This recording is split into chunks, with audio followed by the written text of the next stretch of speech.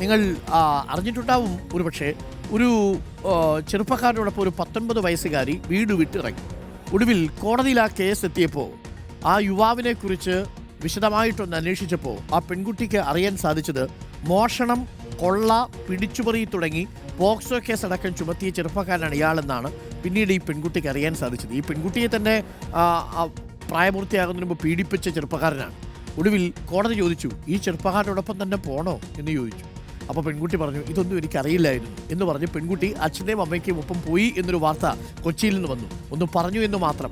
ആരെ, എങ്ങനെ, എവിടെ വെച്ചാണ് നിങ്ങൾ പ്രണയിക്കുന്നത് തുടങ്ങിയ കാര്യങ്ങളിൽ ഒരു മിനിമം ഹോംവർക്കെങ്കിലും നടത്തുന്നത് നന്നായിരിക്കും. കാപ്പ കേസിലെ പ്രതിയാണ് ഈ കാമുകൻ.